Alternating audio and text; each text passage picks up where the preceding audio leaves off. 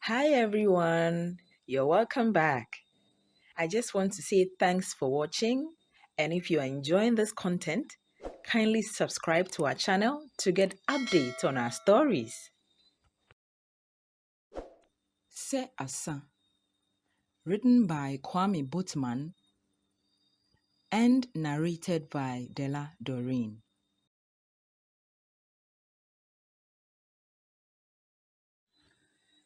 This is a work of fiction.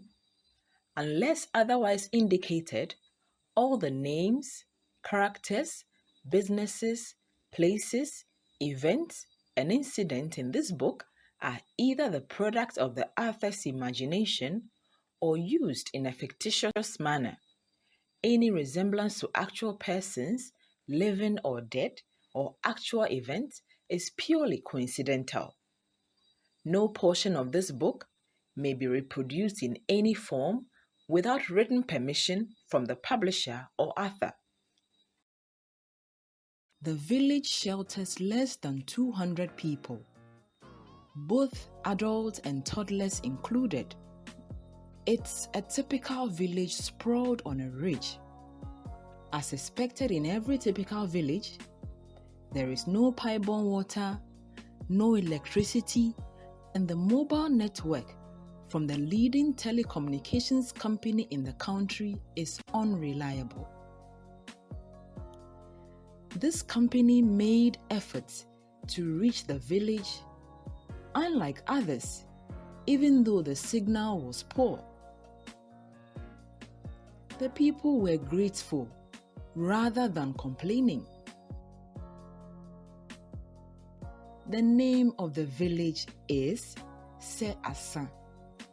The meaning is, it's over. What kind of people will name their village It's Over? The people had a popular story about how the name came about. The village was initially called Mansukrum, named after Ajin Mansu, who served as a leader and chief litigant for the community. They had a vast land area, and it was Ajin Mansu who fought to protect the land from encroachment. History recounts that as he tried to safeguard the village's land, a powerful community group driven by selfish interests betrayed him, causing great heartbreak. Over time, the betrayal weighed heavily on him, and eventually he passed away. During the funeral, the community members chanted Se Asa against the group who had consistently opposed Ajin Mansu. Se Asa later became the name of the village. After his passing, the village lost significant amounts of land to neighboring towns, with clandestine support from the group that opposed Ajin Mansu. Members of this group received kickbacks to support their families. Despite being a small village, Se Asa once had numerous churches, but only 3 remain standing. The people of Se Asa are mainly farmers.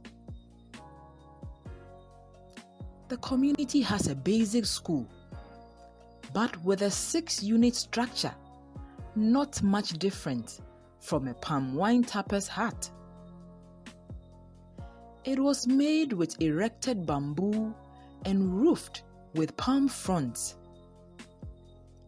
The teachers posted to the school don't stay in this village. They rather rent houses in town and commute to work every single working day. So far, the village has not produced even a single graduate. Those who gain exposure are typically those who, by some stroke of luck, venture to Kumasi or Accra to pursue opportunities and only return during festive seasons or for funeral ceremonies.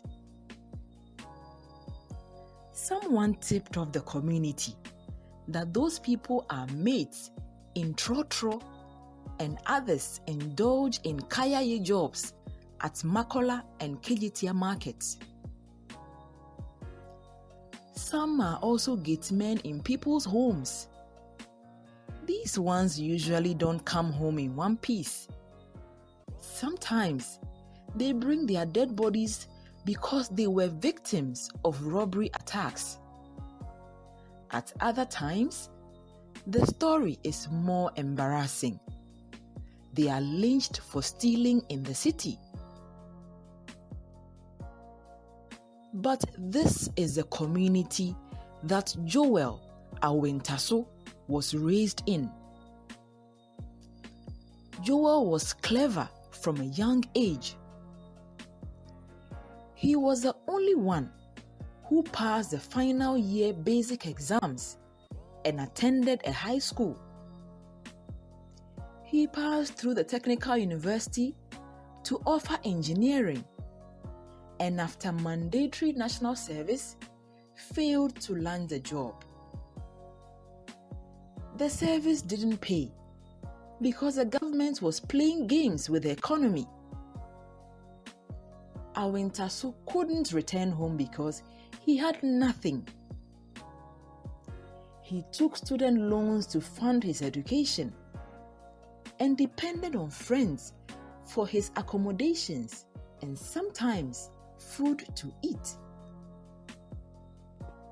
Occasionally, he passes through the village for tubers of yam, plantains, cassava, and other vegetables. His friends were happy because the food lasted for weeks, saving them money. They didn't complain much about him staying with them. But personally, he feels his dignity ebbing.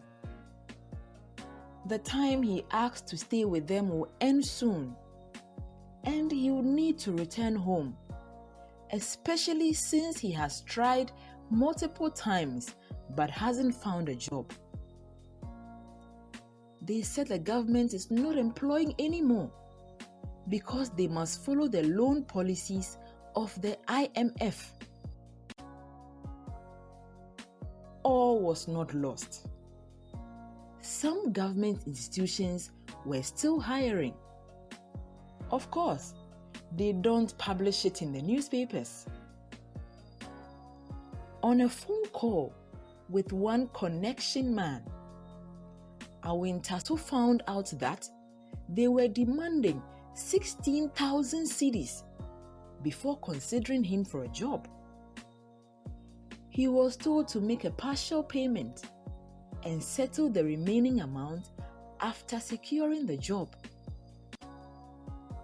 He cut the line. He simply didn't have the money. Even the airtime he used was borrowed.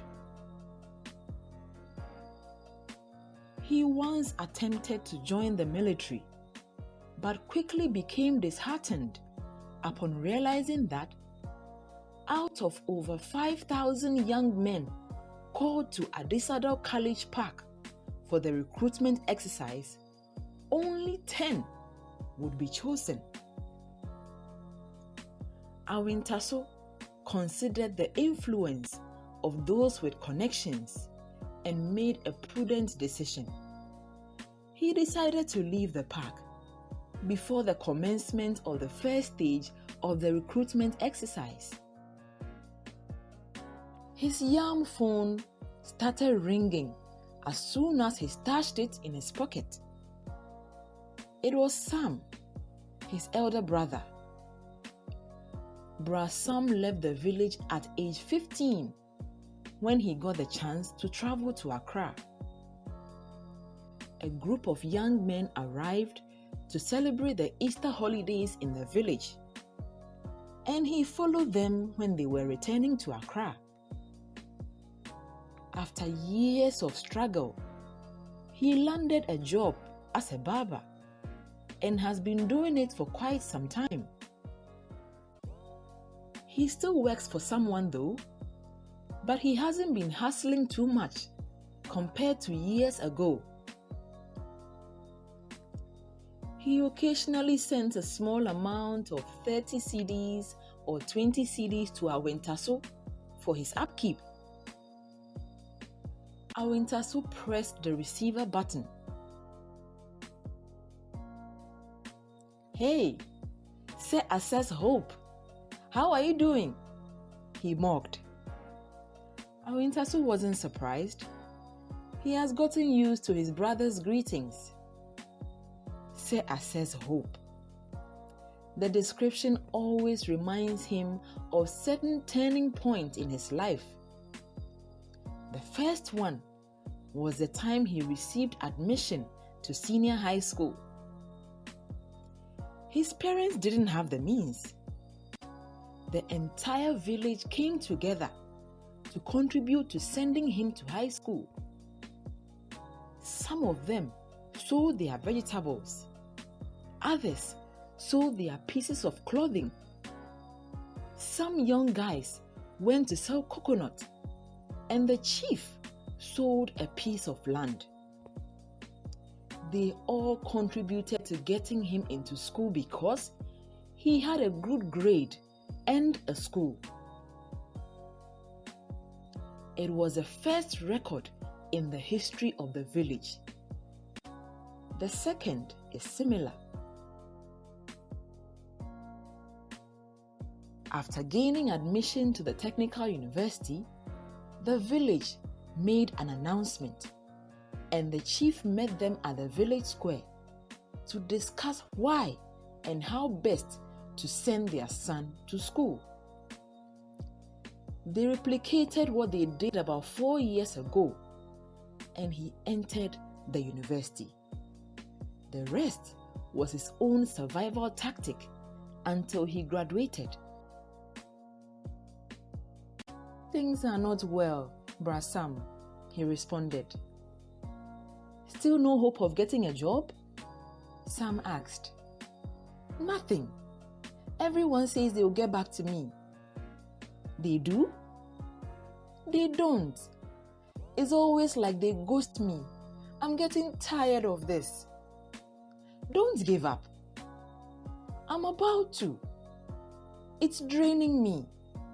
Sometimes I walk from Eifua Junction to Kingsway just to submit a CV." "What?" Brasam exclaimed. "That's close to 2 hours walk. Are you mad?" "Yes, I am. I don't have money for transportation. What do you expect?" Sam was quiet for a while. "Brasam, are you there?" Awintaso asked. As an older brother, Sam sometimes feels responsible for his little brother, but he can't do much. He too needs help. He sometimes feels like coming back home, but it will cost him so much money that it will be difficult to return to Accra to continue his barbering job. "Yes," he said. "Joel, why don't you come to Accra? There are opportunities here." "Opportunities?" "Yes, you can come stay with me. I'll teach you how to barber and ask my master to employ you to help me. At least you will get something every week for your upkeep." "Thank you. I'll pass." Awintaso gave a quick response. That's not what he wanted to do. To him, such a job is best done when you own it rather than as an employee. "Okay, how about the transport business I talked to you about?" Becoming a driver's mate? It's not that bad, you know. You make money every day. Where we come from, that's the best we can start with. Later, we can work out something else that your CV can pull for you. Okay, I'll think about it. Please do so and give me feedback. I have a client. I'll call you later. The call ended before Awintaso could say goodbye. Say a sense of hope. Ha! He scoffed. He feels indebted to the people of his community. The only thing he could do for them was to land a job, a white-collar job, work for a while, buy a car, visit them every festive season, and throw them a party, or sponsor some of their activities. The community will feel proud that they have a corporate individual among them. His sense of purpose for the community was becoming a burden on him already. He fell onto the sofa and turned on the radio. Thankfully, the Yam had a radio feature. It was tuned to 92.3 megahertz, and Bishop Ansaba was speaking on air. Today, he was preaching about generational curses. Of course, he couldn't talk normal without slipping into a preaching tone. The enduring part was that he spoke English while a lady translated into Fanti. Not because Bishop couldn't speak Fanti or the listeners didn't understand it.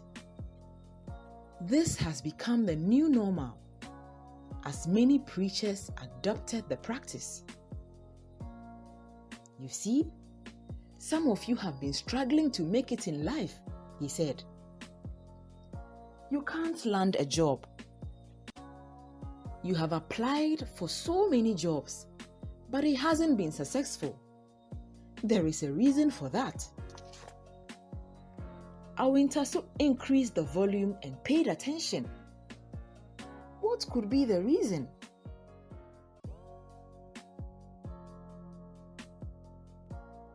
Listen, you might be a gentleman, very brilliant. Indeed, you could be the most qualified person for the job. However, after submitting your CV, all you hear is, "We will get back to you," the bishop said. Awintaso sat up, almost cocking his ears. It is not your fault. Just look at your family tree. No one has ever landed a job. I'm telling you, it is a generational curse. And you will have to stand up and fight. You must pray and sacrifice so you break that curse on you before you can prosper. Awintaso sighed. Am I cursed? He asked himself softly. Are my family cursed? Could it be that the whole of Seasa is cursed? As he asked himself these questions, the radio sound went faint, giving in to the sound of his thoughts.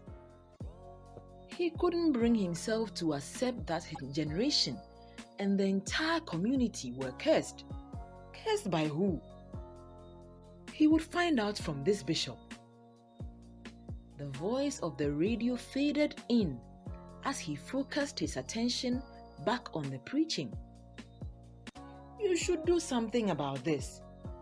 Otherwise, it would never go well with you. An altar has been raised against you and your family. You will have to call me and let's break this altar, he said. We are having a half-night service this evening. You should be part of this service. Don't hesitate. Call my number, he said, proceeding to recite the digits sequentially repeating them twice. Awintaso dialed the number quickly. After the first dial tone, he heard, "You have 1 minute remaining." A lady's voice said hello at the other end. "This is Bishop's line. At the moment, Bishop is preaching. Kindly leave a message." Initially, Awintaso wanted to yell at her that he knew Bishop was preaching. Where else would he get the number? "Just shut up. My time is running out." But he kept his cool, counting down the seconds. "It's about today's preaching. I wanted to talk to him about the generational curses." "Okay," the lady said. The half-night service will start at 7:30 p.m. If you want to talk to Bishop personally before the program, you must come around 5 p.m. That requires you to book an appointment. It will cost you 100 Ghana cedis. Awintaso's heart skipped a beat. The lady paused for feedback from him. At this time, Awintaso wished the seconds would sprint. "Okay," he responded, stretching "okay" to express that the information was unexpected. "Right," said the lady. "Please come prepared. You will be required to partake in the directions from the Lord. You will buy a bottle of anointing oil. We have the 500 cedis and the 300 cedis. A special bottle of holy water that costs 450 cedis. And a special offering as a sacrifice." As she kept talking, Awintaso took the phone from his ear and stared at the screen with both a surprised and a disappointed face. This is where he wished the call would end. But he had some seconds left, still counting to the 1 minute he had. The lady's voice sounded distant. He could make out a faint, "Hello, are you there?" He brought the phone back to his ear and said, Yes, sorry, I didn't hear the last part." "I said the Lord is willing to work with you to break any family curse. You will be blessed." Awintaso quickly took a glance at the time again. "And your life will never be the same. Please give me your name and..." The call was interrupted by another lady's voice saying, "You have no call credit in your account. Please recharge." The call ended. "What a relief," he sighed. The voice on the radio came back again. "You see, someone made a sacrifice to build that altar that is speaking against you. You must also make a sacrifice to..." The dial changed to a different frequency. "Arrant nonsense," he said. Awintaso has lived in the city for more than 7 years. He has observed that at almost every coming festival, pastors and budding ministers of God will raise banners and posters, advertising programs focused on breaking or destroying altars. Some even commit weeks of fasting and all-night prayers against altars. But in the end, the same people join the Orange Street Carnival and even the festival itself. For over 7 years of preaching about destroying altars, Awintaso has never seen any altar touched. Every altar he knows in the community is still there. He's been to the castle, walked through Anafo Street, and many other communities. and almost every community has its pusuban intact. In fact, these shrines are always adorned every year. It leaves him questioning which altars the ministers of God are genuinely destroying. He got a clear frequency. You see, when you were talking, I didn't talk. You are ranting like we were not in this country during your administration. Doomso started with your administration. You did worse than what you're seeing now, said one voice. So, Honorable, you admit that we are in Doomso? Another voice interjected. Politics. Awintaso said, changing the dial again, and it landed on another frequency. I was built to be the best, number one and nothing less. Leave me to my destiny. I have waited patiently. I have vision, I believe. I know I can count on me. So stand up for. He changed the dial, but the chorus continued in his head. He hates sports, especially how the sports presenters speak. They speak like they are sprinting. Awintaso has always wondered who has been chasing the sports presenters when they get to the studios. The next clear frequency had a certain malam or fetish priest offering too sure to his callers.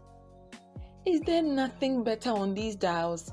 Awintaso exclaimed, frustrated. He kept changing the dials, and it was either a showbiz discussion or just music.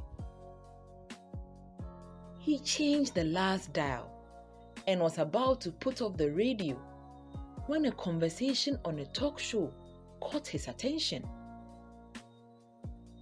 Knowledge for living a fruitful life is what is needed, not one for writing exams. That statement struck him, prompting him to pay closer attention to the conversation. The statement came from the guest, and the host asked questions. So, how does one gain such knowledge? The host asked. Teach yourself. Read books on finance and entrepreneurship.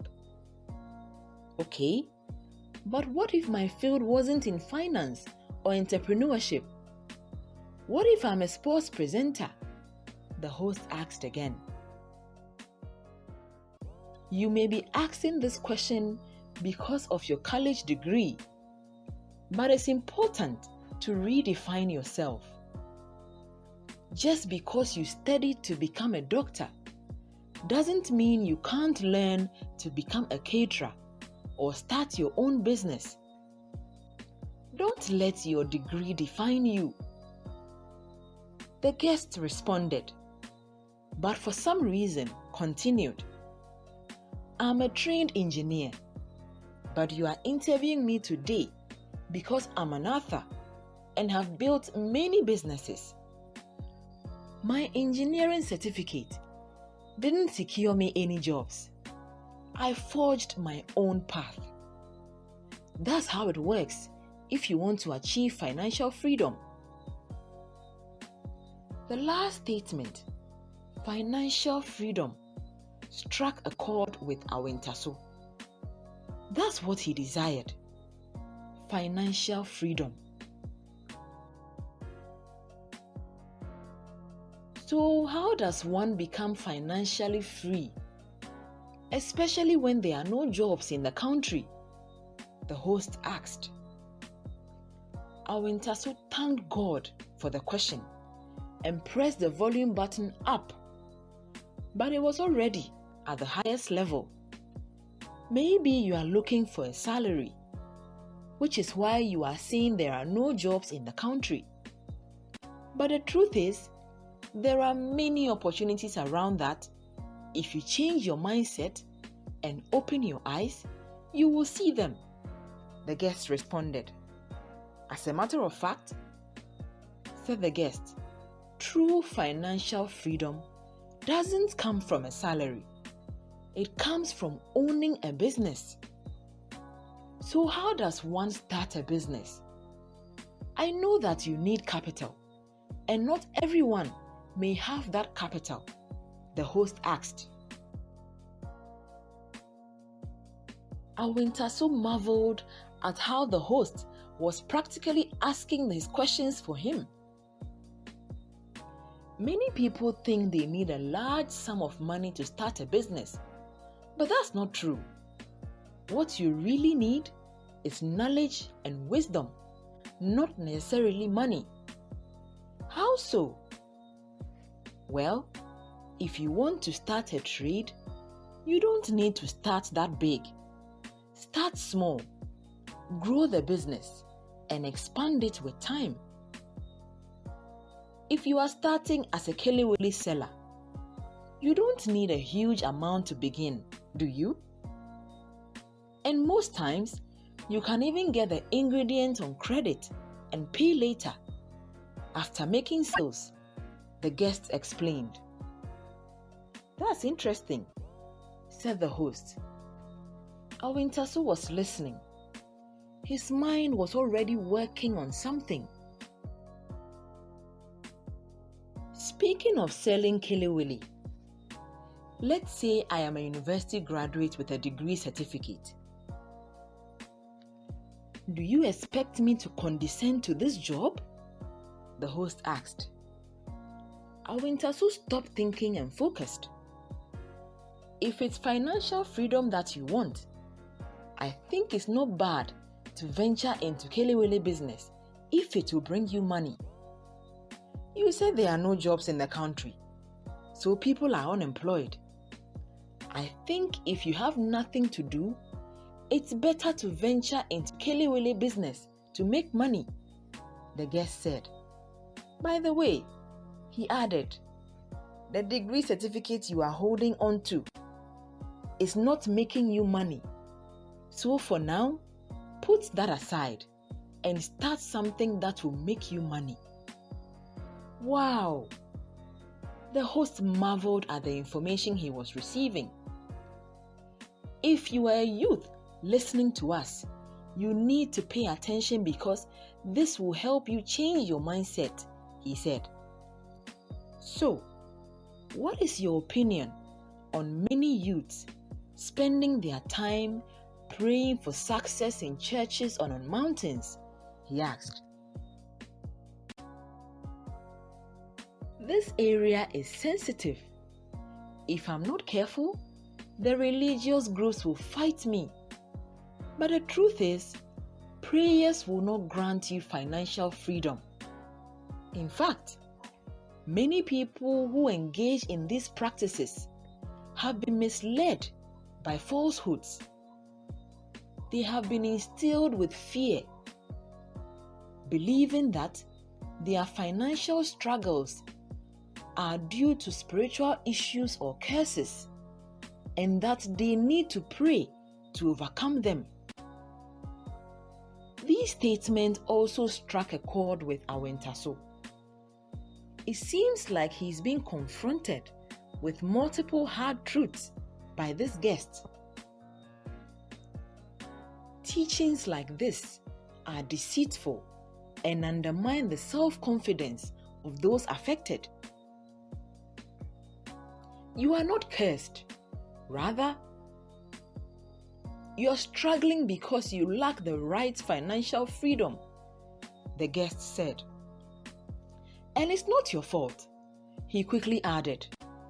This information isn't typically taught in the schools, churches, or even in the media.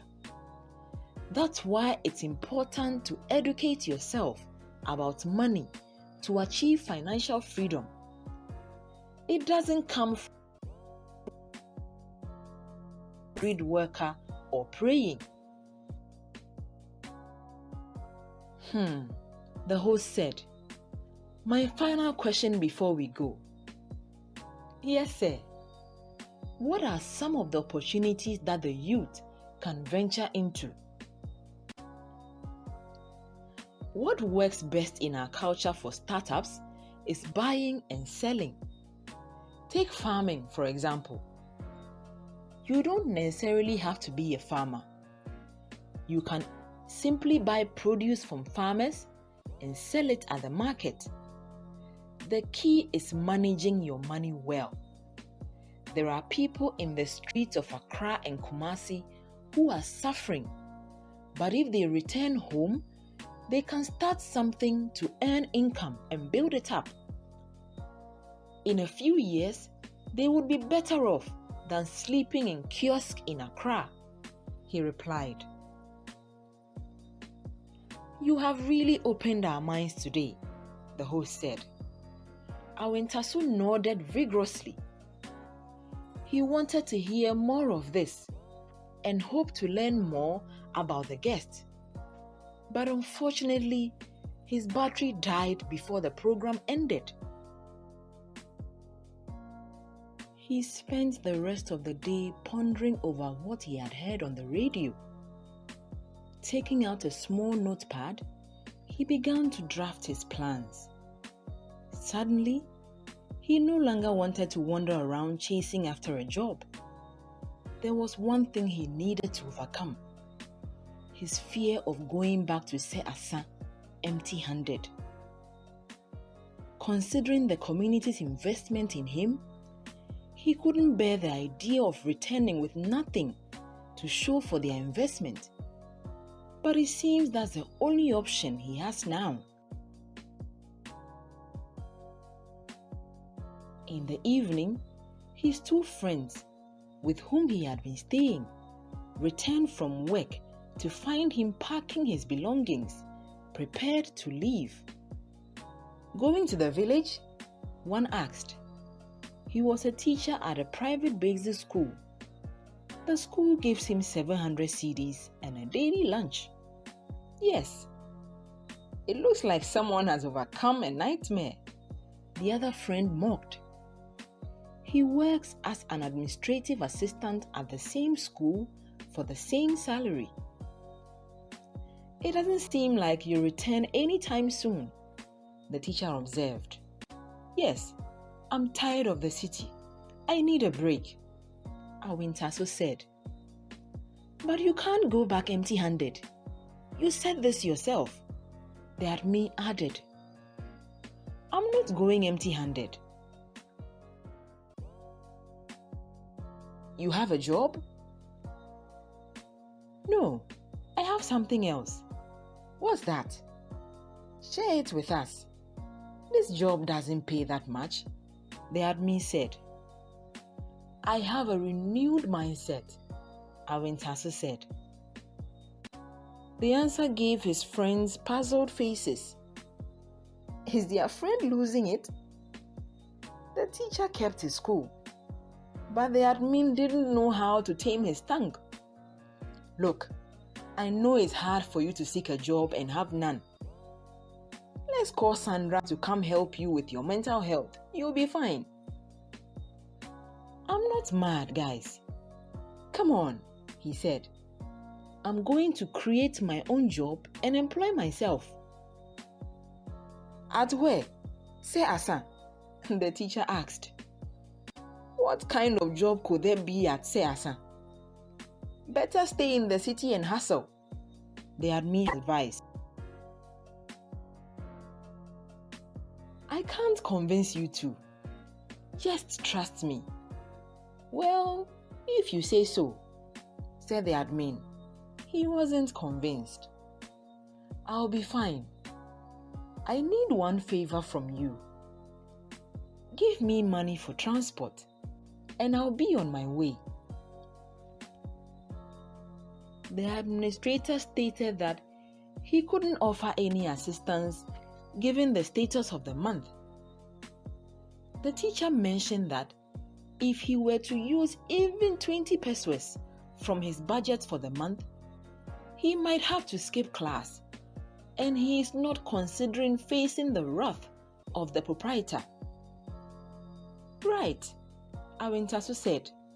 shouldering his bag and motioning to move. "Wait," the admin said. "What are you doing?" "I'm leaving." "How do you get to your village?" "I don't know, but I'm not staying anymore." Seeing his resilience, the teacher decided to help. "Fine," he said, reaching into his bag for some coins.